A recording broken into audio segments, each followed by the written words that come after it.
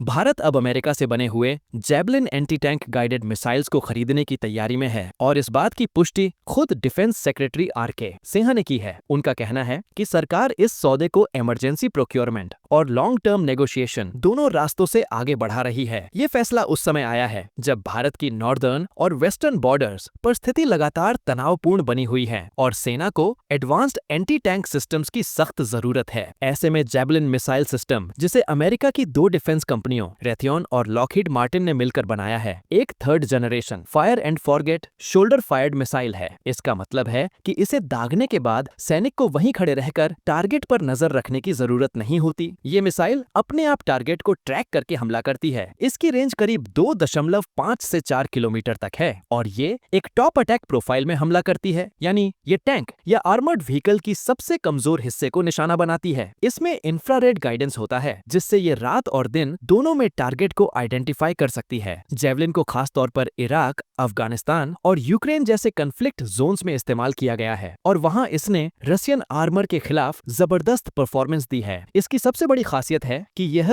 हल्का लगभग 11.8 किलोग्राम है और इन्फेंट्री सोल्जर्स या स्पेशल फोर्सेस इसे आसानी से हाई एल्टीट्यूड या रग्ड टेरेन में लेकर जा सकते हैं। इसका कमांड लॉन्च यूनिट भी जीपीएस और इंफ्रारेड जूम जैसी एडवांस्ड फीचर्स से लैस है। रिपोर्ट के अनुसार भारत एक तरफ इमरजेंसी परचेज से इमीडिएट जरूरतों को पूरा किया जा रहा है, वहीं दूसरी ओर लॉन्ग टर्म योजना के तहत इसका लोकल प्रोडक्शन शुरू करने की भी कोशिश है। इसी दिशा में फरवरी 2025 में जैवलिन जॉइंट वेंचर और भारत डायनामिक्स लिमिटेड के बीच एक एमओयू साइन किया गया था। इसका उद्देश्य जैवलिन मिसाइल्स का भारत में निर्माण करना है। भारतीय सेना को लंबे समय से modern anti tank guided missile की कमी का सामना करना पड़ रहा है। लगभग 68,000 मिसाइल्स और 850 लॉन्चरों की कमी बताई जाती है। इससे पहले 2019 और 2020 में चाइना के साथ बॉर्डर टेंशन के दौरान इजराइल से spike anti tank guided missile को इमरजेंसी बेसिस पर खरीदा गया था, लेकिन थार मरुस्थल में हुए ट्रायल्स में वो सिस्टम कई बार टारगेट को हीट और डस्ट के कारण ठीक से डिटेक्ट नहीं कर सका। इसी तरह 2024 में लद्दाख में हुए जैवलिन ट्रायल्स में भी कुछ ऑपरेशनल चैलेंजेस सामने आए। दूसरी ओर डीआरडीओ द्वारा विकसित indigenous man portable anti tank guided missile भी अब फाइनल इवैल्यूएशन फेज में है। इसकी रेंज भी 4 किलोमीटर है और इसमें भी एडवांस्ड इमेजिंग इंफ्रारेड सीकर मौजूद है। अगस्त 2024 में पोखरण में हुए वॉरहेड पेनिट्रेशन टेस्ट में यह मिसाइल सफल रही थी। बावजूद इसकी इंडक्शन में देरी हो रही है, जिस कारण सेना को इमीडिएट गैप्स को भरने के लिए विदेशी सिस्टम्स की तरफ देखना पड़ रहा है। कुछ डिफेंस एक्सपर्ट्स का मानना है कि ऐसे इमरजेंसी इंपोर्ट्स से इंडिजीनियस प्रोग्राम्स जैसे man portable anti tank guided missile nag और हेलिना को नुकसान हो सकता है। ये सभी सिस्टम्स काफी रिगोरस टेस्टिंग से गुजरे हैं, लेकिन उनकी इंडक्शन टाइमलाइन लगातार डिले हो रही है। जैवलिन की कॉस्ट भी चिंता का विषय है। पेंटागन की 2021 रिपोर्ट के अनुसार एक मिसाइल और लॉन्चर की कॉस्ट लगभग $1,78,000 है। इसके अलावा टेक्नोलॉजिकल ट्रांसफर भी सीमित ही बताया जा रहा है, जिससे भारत की long term self reliance strategy को चुनौती मिल सकती है। हालांकि यह भी सच है कि जैवलिन जैसी कॉम्बैट प्रूवन मिसाइल सिस्टम फिलहाल भारत के पास नहीं है और सेना को एक ऐसे रिलायबल सिस्टम की जरूरत है। जैवलिन डील को अमेरिका और भारत के ब्रॉडर डिफेंस पार्टनरशिप का हिस्सा भी माना जा रहा है, जिसमें GF414 इंजन का को प्रोडक्शन और MQ-9B ड्रोन की खरीद भी शामिल है। कुल मिलाकर भारत के सामने एक मुश्किल फैसला है। क्या इमीडिएट जरूरतों को देखते हुए फॉरेनर सिस्टम्स को प्राथमिकता दी जाए या इंडिजीनियस कैपेबिलिटी को थोड़ा और समय देकर उसे फुल स्केल प्रोडक्शन तक लाया जाए? जवाब शायद एक संतुलन में छिपा है, जहां इमीडिएट बैटलफील्ड रिक्वायरमेंट्स को विदेशी खरीद से पूरा किया जाए, लेकिन साथ ही आत्मनिर्भरता की दिशा में इंडिजीनियस प्रोग्राम्स को भी मजबूत सपोर्ट दिया जाए।